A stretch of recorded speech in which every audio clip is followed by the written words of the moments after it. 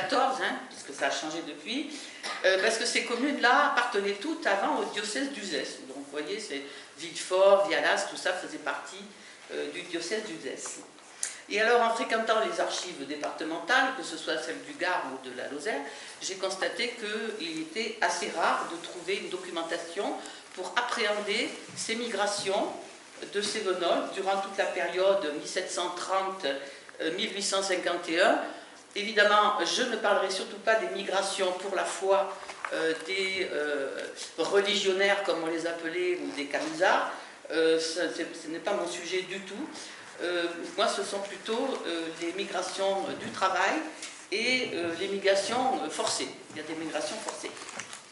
Alors, donc, je me suis servi surtout pour mon travail des enquêtes de l'intendance du Languedoc, avant la Révolution, des généalogistes qui ont fait un sacré boulot dans les Cévennes, justement pour montrer un certain nombre de choses, les registres paroissiaux, évidemment l'état civil, et les fameux passeports de l'intérieur, ou à l'intérieur, comme on les appelle, de la période révolutionnaire à 1851.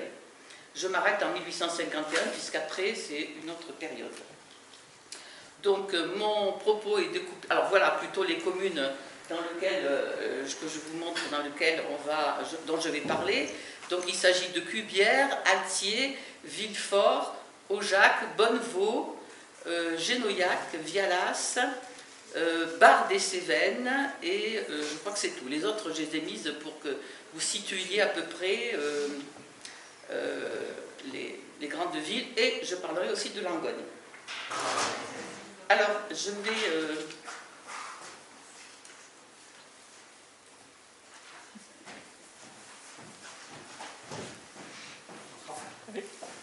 Je vous en prie, oui, excusez-moi. Non, non, mais il avait annoncé qu'il serait... Voilà, alors mon déroulement, vous le voyez, il est en 3 parties. Les migrations sont accélérées au XVIIIe siècle par la croissance de la population, les évolutions de l'agriculture et la nouvelle offre d'emploi dans les mines. Deuxièmement, les allées et venues, on va appeler ça des allées et venues, avec des exemples.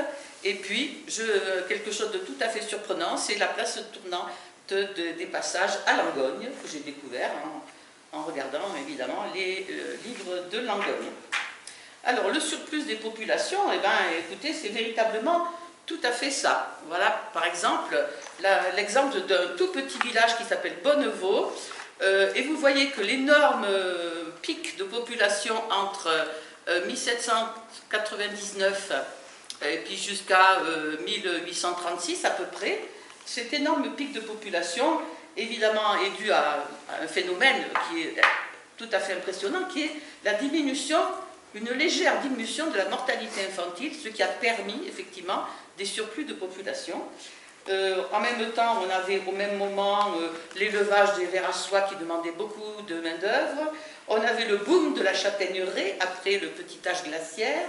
Et notamment une amélioration du climat aussi, qui est quand même favorable aux récoltes. Et du coup, si on mange mieux, eh bien, quand la récolte est bonne, on se marie et on fait des enfants. Voilà. Et puis on a même les premières sages-femmes, des formations médicales pour les premières sages-femmes. Alors, ce croquis que je vous mets là, c'est un croquis que j'ai essayé de faire, puisque quelle chance, à Bonnevaux, le curé a absolument enregistré tout le monde. C'est-à-dire qu'il a enregistré, y compris les mornais, ce qui n'était pas du tout courant dans les registres paroissiaux jusqu'à la Révolution. Et alors du coup, j'ai pu établir la population réelle et la population qui est née, et qui aurait dû, qui est née, mais dont on n'a pas forcément les décès. Et donc vous voyez qu'il y a effectivement une marge importante qui est ça. Donc pour Bonnevaux, 200 personnes en plus par rapport à la population résidant réellement. Alors ça correspond à plusieurs choses évidemment. Le départ précoce des filles à 12 ans qui sont placées comme domestiques ou qui sont placées comme bonnes dans les plaines. Et on a des exemples même du 19e siècle qui corroborent cette idée, c'est-à-dire que les petites filles descendaient au Vence, descendaient à Alès, descendaient à Bessèges ensuite, etc., pour faire la bonne. Et elles s'y mariaient et elles ne remontaient plus, évidemment. Ensuite, nous avons les garçons cadets de famille qui n'ont pas droit à la propriété, qui ont parfois une petite dot et encore à peine, et ils ont une activité de journalier, et donc ils laissent l'exploitation aux fils aînés. Et puis nous avons quand même une surmortalité masculine à tous les âges, ainsi qu'une surmortalité des femmes en couche. Voilà.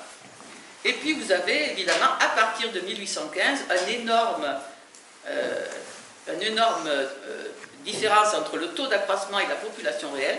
Et bien là, c'est tout simplement les départs de plus en plus importants de la population, puisque vous voyez à Bonneveau, ça commence à partir de 1830, c'est-à-dire la désertification commence, et c'est pas la guerre de 14 qui y fait grand-chose, hein, enfin, ça m'a fait que l'ajouter, mais la moitié de la population, enfin vous voyez, la moitié de la population est partie entre 1830 et 1860, à Bonneveau. Alors c'est un tout petit village, être extrêmement pauvre, mais je trouvais que c'était intéressant. Alors ensuite, nous avons bien sûr le temps des évolutions agricoles, parce qu'en fait, au XVIIIe siècle, vous avez des courants de pensée qui sont relayés par l'encyclopédie et les physiocrates, qui visent au développement de l'agriculture. Donc là, on est dans une perspective où il faut dépasser la survie pour fournir sur les marchés. Et donc, la bourgeoisie et les nobles éclairés s'investissent dans l'agriculture de rapport. Alors, on choisit des terres pour les cultures, les vignes descendent des terrasses vers la plaine, ce qui est quand même tout à fait étonnant, hein, parce qu'en plaine, avant, on y mettait du blé, maintenant, on va y mettre des vignes. On détourne des cours d'eau pour irriguer des terres, enfin, ce sont les bourgeois du coin qui font ça. On fait des labours profonds avec des socs en fer, qui sont de plus en plus répandus. On crée des pépinières, et notamment, c'est l'intendance du Languedoc qui a créé des pépinières de mûriers. Alors j'en ai relevé deux, une à Saint-Martin-de-Valgalgue, donc près d'Alès, et une autre au Vence, c'est la pépinière de Monsieur de Castelgeau. Donc c'est tout à fait lié à l'aristocratie hein, et à la grande bourgeoisie qui investit dans la création de ces pépinières. Ensuite, on note des achats spéculatifs de châtaigneraies, et notamment, j'ai relevé qu'entre une châtaigneraie qui se trouvait à Elze et qui est bordée par le Chassezac, c'est une rivière, il y avait un système pour transporter les châtaignes, pour leur faire passer la rivière sur un fil. Donc 2 roues et un système pour transporter les châtaignes. On est au XVIIIe siècle quand même, hein. Vous voyez, il y a des choses tout à fait nouvelles. Et j'ai trouvé aussi l'expérimentation de la culture du riz dans la plaine de la Gagnère par un petit seigneur aussi de Malbosc. Donc voilà. Et alors évidemment, on s'aperçoit aussi que dans les contrats de fermage, on a des cultures qui sont mentionnées par les gros propriétaires. Plantez donc des oignons doux, si vous plantez des châtaigniers, ils devront être sélectionnés et on voit apparaître la qualification de marron d'Ardèche, chez moi, hein, dans mon coin là-bas. Plantez des mûriers pour nourrir les vers à soie, plantez des vignes en ligne et non plus en treilles, et des pommes de terre qui commencent à apparaître à la fin du XVIIIe siècle, avec l'élevage de faisans, de chapons, de cochons de lait, d'oies et de canards pour les tables, évidemment, bourgeoises de la ville. Alors, ces nouvelles cultures exigent de nombreux ouvriers, évidemment, et à la fin du XVIIIe siècle, il y en a de plus en plus, puisque de nombreux paysans sont dépossédés de leurs terres par endettement. Alors ça, c'est un document qui est extrait d'un journal d'un notaire d'Aujac, et dans ce journal, il a noté toutes les terres qu'il avait achetées en remboursement de dettes. Alors donc le paysan ne peut plus payer sa dette, il vend en échange sa terre au notaire, et comme le notaire ne peut pas la cultiver parce que ça lui fait un paquet de terre, il met le paysan comme fermier dessus, ce qui est quand même fabuleux. Donc on en a un certain nombre, donc ça s'appelle des bails en paiement. Un bail en paiement.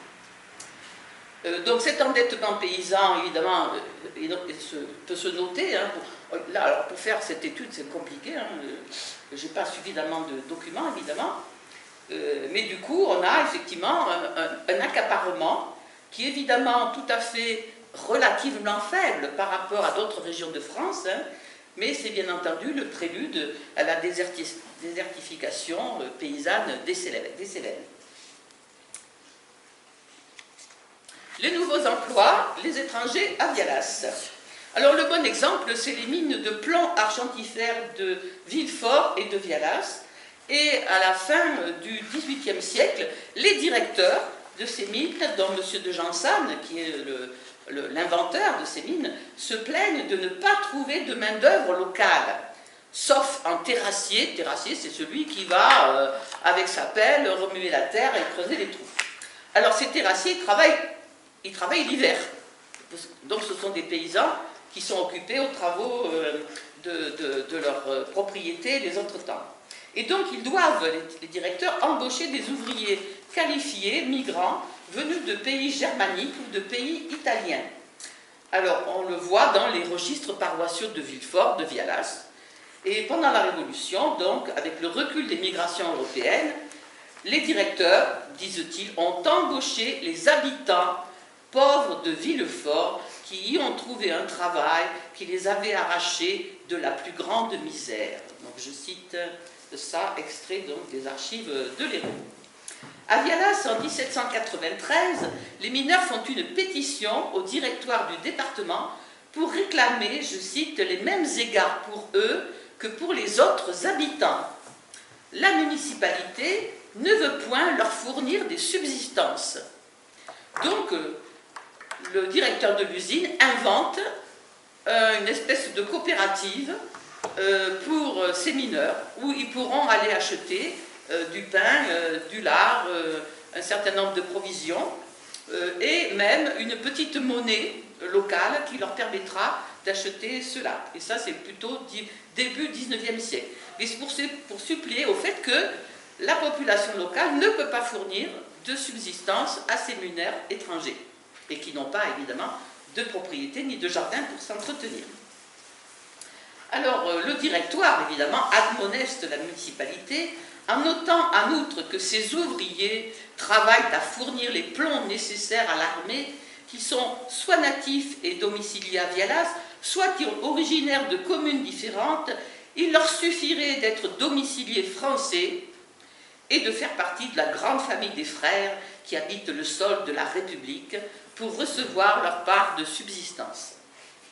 En 1788, comme le montre cette source, qui est les archives donc, de Jean Roux au Centre de documentation et d'archives du Parc national des Cévennes, donc il a relevé, lui, dans les registres paroissiaux, tous les noms de ces étrangers. Et donc il y a une liste de 54 mineurs, y compris des terrassiers. Au total, 14 sont étrangers venus de Belgique, d'Allemagne, la Saxe, la Hesse, de Suisse, du Poitou, des Vosges, de Grenoble, d'Alsace, du Bas-Rhin. Ils sont maîtres mineurs, maîtres bocardiers, inspecteurs des mines, foudroyeurs et boiseurs. Ils sont qualifiés et spécialisés, et donc ils sont embauchés par cette entreprise en contrat de courte durée.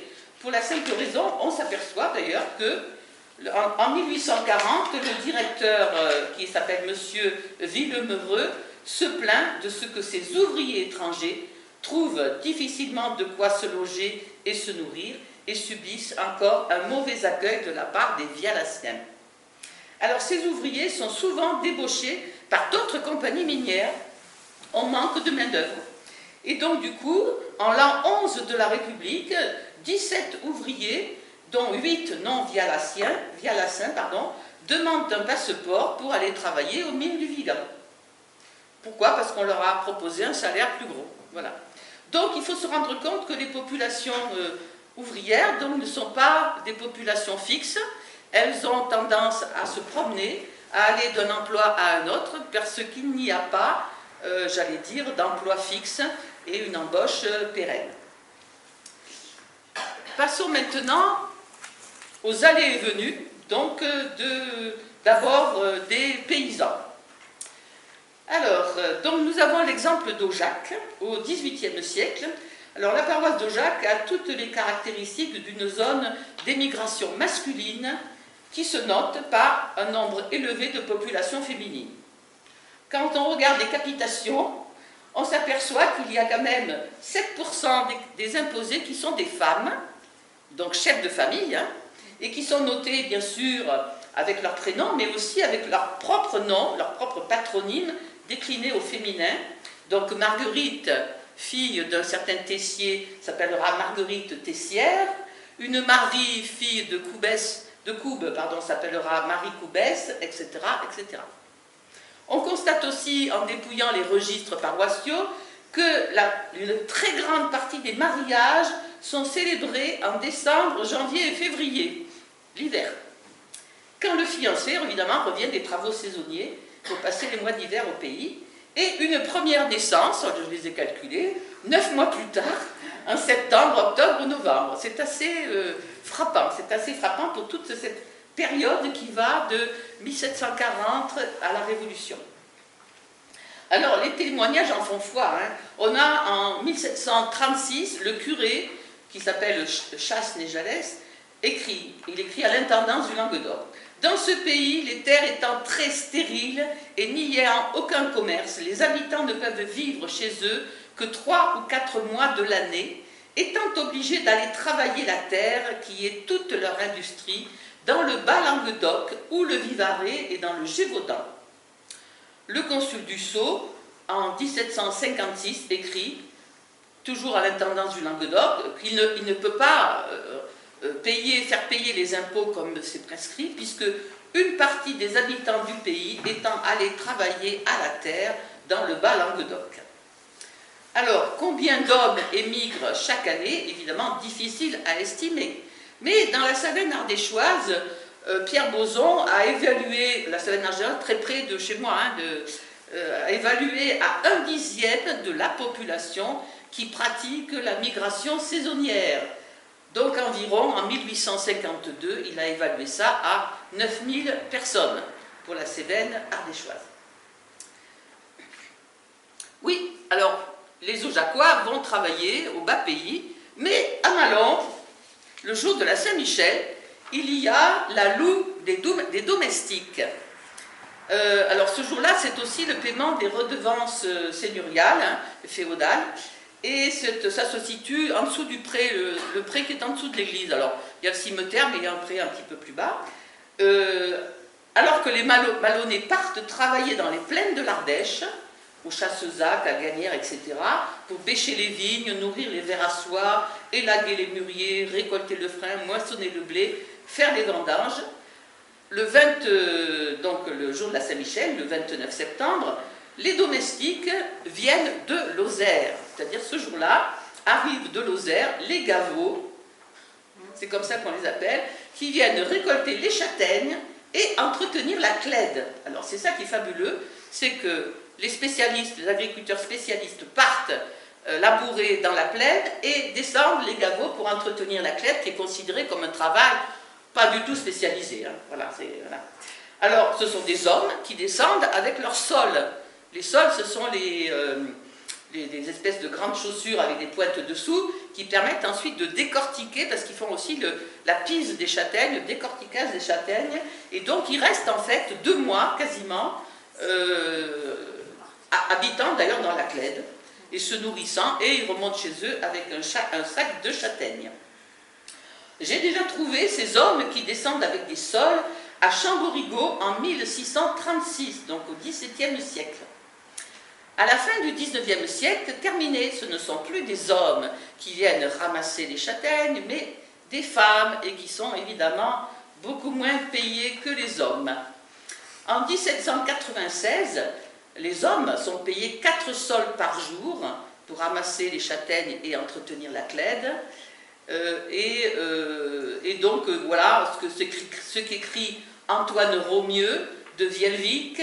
Il dit que même il y a des travailleurs qui viennent de beaucoup plus loin, puisqu'il y a 2 Auvergnats qui ont mis 3 jours, le 23, le 29, le 30 et le 31 mai, à la lune vieille, pour débiter un châtaignier qui m'a fait 10 cannes de planches.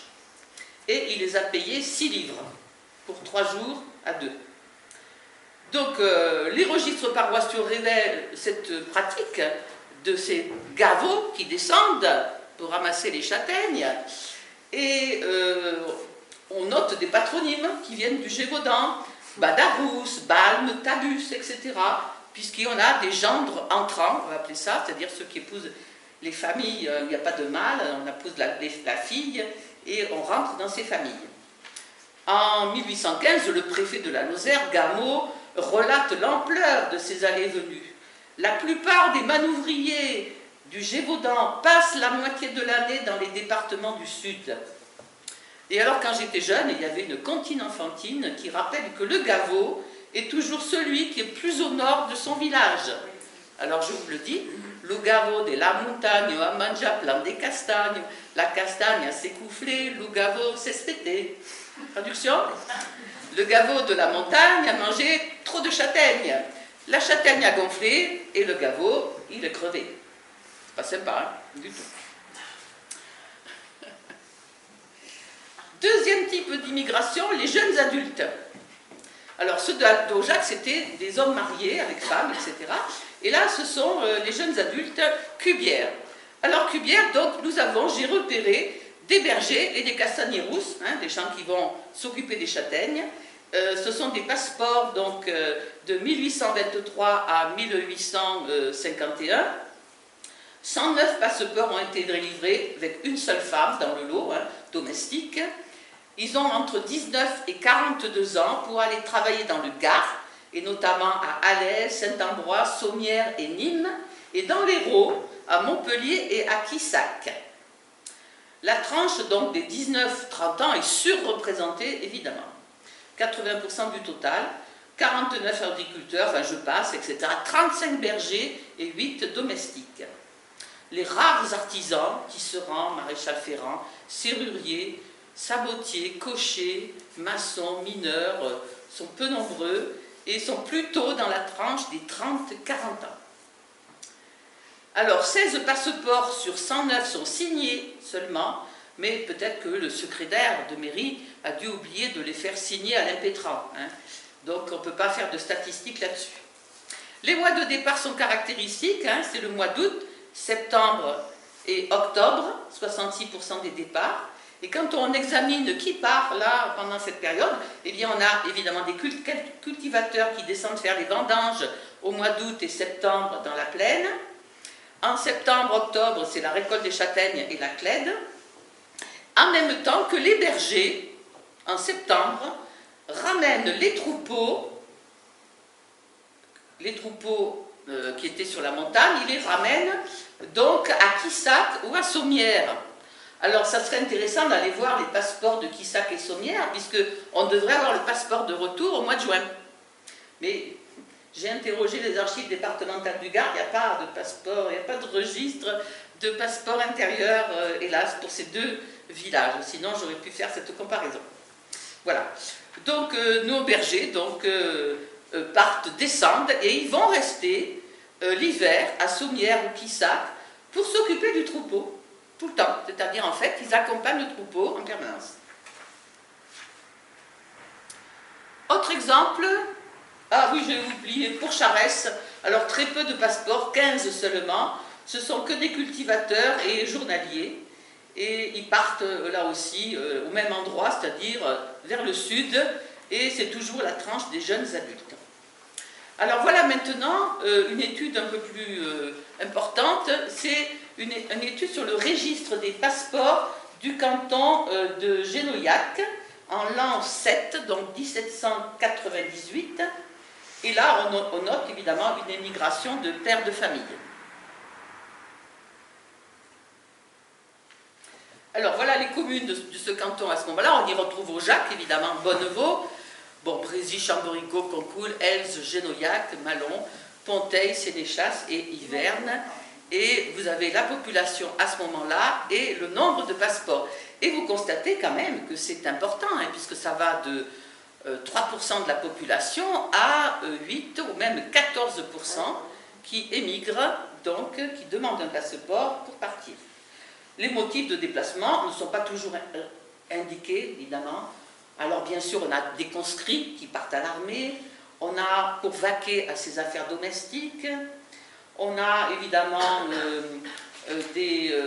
évidemment plutôt des gens pour travailler à la journée, Et bien sûr, on obtient un total assez impressionnant pour 318 passeports, la mention de la trilogie Gare, Lozère, Ardèche.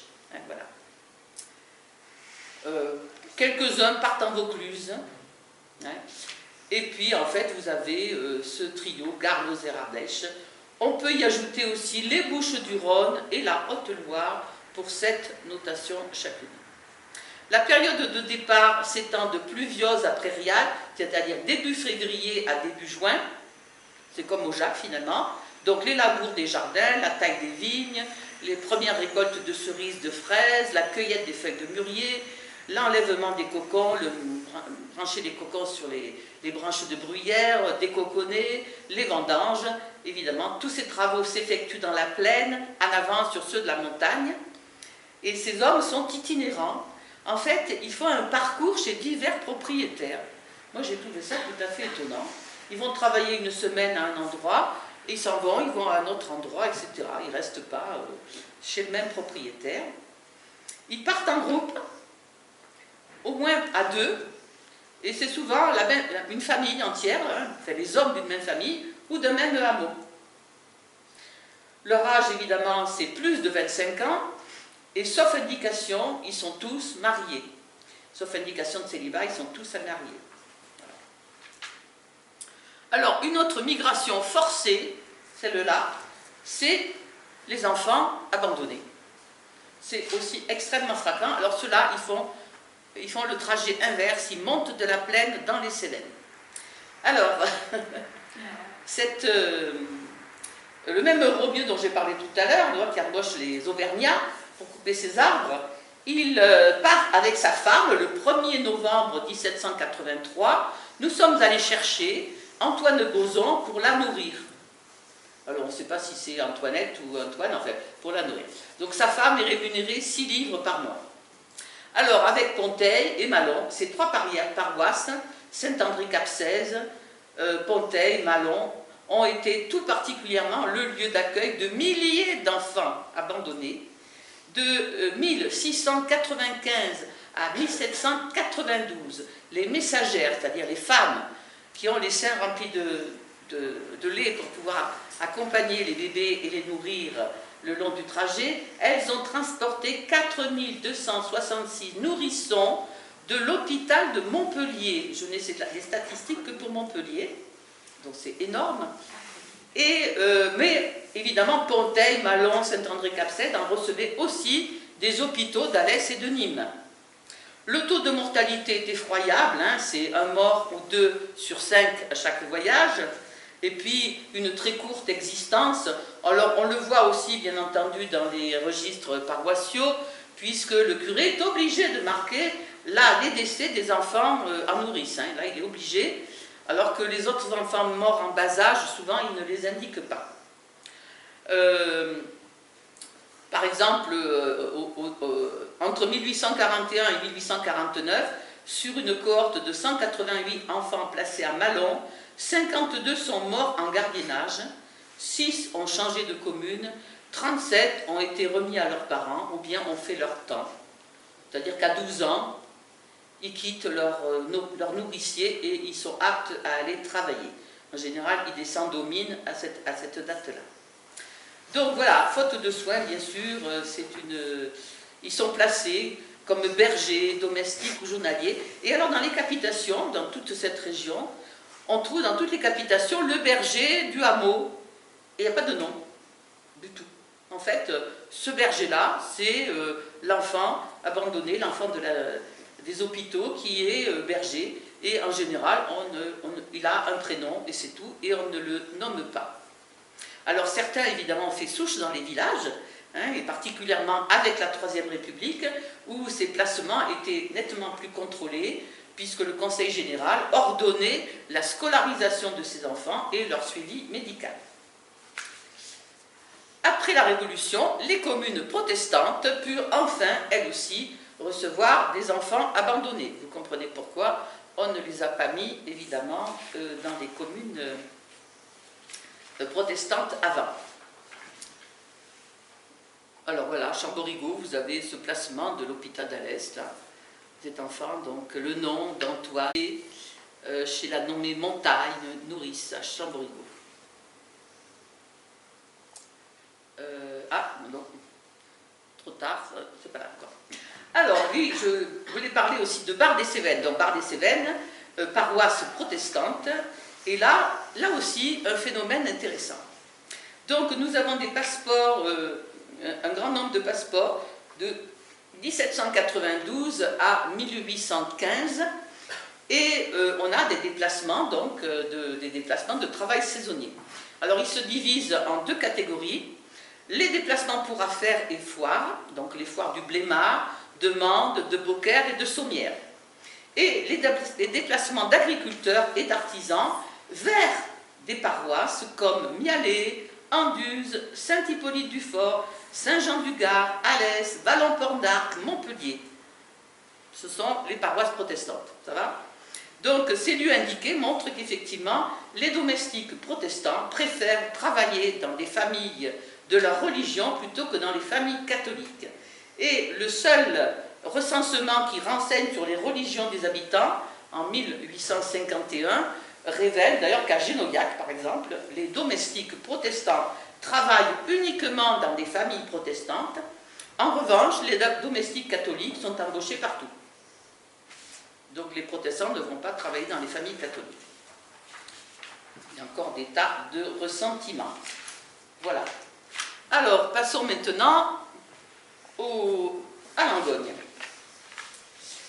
Donc, le registre s'appelle les secours de route. Donc, c'est les secours qui sont accordés à des gens de passage à Langogne, de 1,50 franc par personne, pointe à la ligne. Et ensuite, quand ils se déplacent, peut-être que dans la prochaine étape, ils recevront aussi 1,50 franc, mais je ne sais pas. Toujours est-il que là, que ce n'est qu'une partie des gens qui passent par Langogne, et c'est énorme. Voilà à peu près la courbe de ces gens qui passent par Langogne de 1830 à 1855. Donc il y en a à partir de 1840, donc on en a plus de 100 chaque fois, et notamment il y a évidemment le grand pic de 1848 qui est dû évidemment à la crise économique et aux ateliers de charité dans lesquels les communes ont fait pour leurs propres chômeurs. Et du coup, ceux qui ne sont pas de la commune, ils doivent partir à essayer de trouver un travail ailleurs. Donc voilà pourquoi il y a ce pic-là. Alors, donc, on a dans ce registre donc, sont indiquées les prochaines étapes de ces gens qui reçoivent un secours. Il s'agit de Mende, du Puy, de Mayres en Ardèche et de Villefort. On a aussi de très nombreux passeports collectifs pour une famille ou pour un groupe de soldats ou pour des terrassiers. Je vais voir ça quelque part. Ouais, ça après, on va parler des réfugiés espagnols. Voilà, non, après. Groupe de terrassiers, voilà, c'est ça. Donc ces gros paquets là, alors oui, voilà, donc entre 1840 et 1842, on a de très gros paquets de gens qu'on appelle des réfugiés espagnols, allemands ou siciliens, qui ensuite portent le nom de réfugiés carlistes. En fait, il s'agirait de forces militaires, vous en avez ici des listes incroyables, de forces militaires, d'armées, une armée carliste, c'est-à-dire qui soutenait la candidature de Charles de Bourbon, qui était donc sous Charles X, roi de France à ce moment-là. Donc ces réfugiés carlistes ont perdu la guerre en Espagne, se sont réfugiés en France, et du coup maintenant on leur demande de rentrer en Espagne en passant par Perpignan. Alors on les retrouve dans certaines délibérations municipales sur la route, comme à Villefort. Alors attendez, à Villefort, voilà, l'état nominatif des réfugiés espagnols. Et là j'ai regardé, donc ces réfugiés carlistes, ils sont embauchés à la construction de la route Villefort-Langogne, et à celle de Villefort-les-Vence. Donc les deux grandes routes qui sont construites entre 40 justement et 44. En 46, à partir de 46, apparaît le terme de colon. Donc je vous remontre la courbe là, les colons. Où est-ce qu'ils vont ces colons? Ils partent en Afrique, en fait c'est en Algérie qu'ils partent, puisque la conquête de l'Algérie date de 1840, et ils partent à partir de Marseille ou de Toulon. En 48 et 49, on a encore des réfugiés espagnols, là ce sont plutôt des familles, avec femmes et enfants, qui sont isolés, qui rentrent aussi à Perpignan. Et enfin, entre 51 et 53, sont mentionnés des internés politiques arrêtés après le coup d'État de Louis-Napoléon Bonaparte, et particulièrement, j'ai relevé 23 internés en 52 qui partent vers Toulon pour être déportés en Algérie. Ces deux dernières catégories, donc les colons qui partent en Algérie et les déportés politiques, font l'objet d'une mention spécifique d'un arrêté préfectoral. Ils sont consignés, ils doivent partir. Mais évidemment, il y a aussi des travailleurs saisonniers dont le métier n'est toujours pas indiqué, et parmi ceux-ci, des mineurs, des cultivateurs, des domestiques, des fileuses, forgerons, couteliers, menuisiers, dont les destinations sont toutes tournées vers le sud, Alès, Nîmes, Montauban, etc. La Provence aussi. Voilà.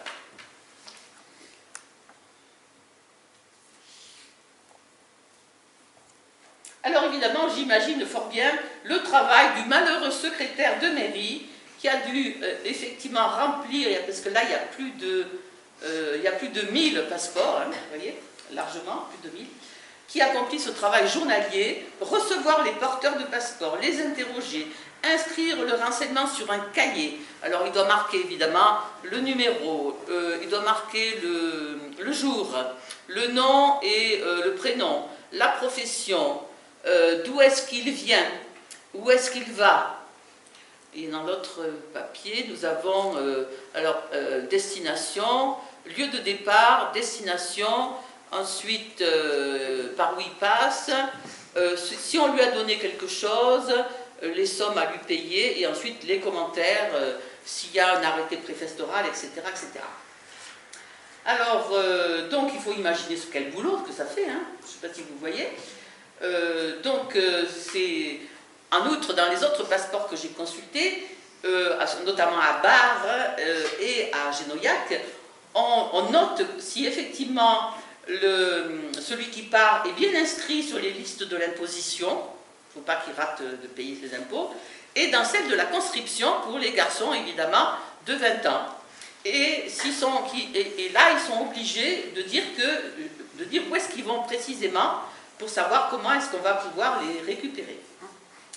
Donc le passeport de l'intérieur est fixé à 2 francs, et ceux qui ne peuvent pas le payer ont un passeport d'indigent qui les rend aptes à recevoir un secours de route, comme ce registre de Langogne nous le montre. Alors il est évident que l'indigent ne doit pas traîner en route s'il veut un autre secours, hein. C'est-à-dire qu'entre Langogne et Villefort, il doit se dépêcher d'arriver à Villefort, parce que 1 franc 50, c'est pas beaucoup quand même pour manger, et puis pour dormir quelque part. Alors le signalement est déjà codifié, hein, puisque vous l'avez vu. Voilà le passeport de mon ancêtre maçon. Évidemment, c'est le secrétaire de mairie qui va annoter tout ça. Alors je suppose que dans la mairie, il y a quelque chose, une toise pour mesurer. Mais oui, puisqu'on va commencer à mesurer les conscrits. Mais en même temps, comment déterminer la couleur des cheveux, celle des yeux? Est-ce que le menton est rond, le nez un peu gros, etc. Et immanquablement, évidemment, tous nos hommes, là, ont tous un teint coloré. Un teint de paysan, hein, c'est-à-dire... Voilà. Alors donc, mon ancêtre, là, lui, il a un passeport pour aller en Lozère, Ardèche et Gard, puisqu'il est maçon. Il va effectivement construire des maisons ou des clèdes ou des paillets, enfin. Et il doit présenter son passeport aux autorités locales. C'est la mairie ou les gendarmes qui, en principe, mettent une estampille au dos. Au milieu du 19e siècle, c'est-à-dire à partir justement du Second Empire, Avec le développement du chemin de fer, les passeports de l'intérieur deviennent incontrôlables. Parce qu'imaginez, il faut quelqu'un qui prend le train à Nîmes et qui monte à Clermont-Ferrand, qui va contrôler son passeport, hein, d'accord? Donc du coup, ils tombent en désuétude, ces passeports. Mais à la place, il y a le livret ouvrier qui renforce le contrôle des déplacements d'un certain type de population, donc les ouvriers, dont l'absence de travail peut vite faire tomber dans la catégorie vagabonds, cheminots, indigents, décrits comme des sujets de désordre et de délinquance. Mais ceci est une autre histoire. Je vous remercie. Merci.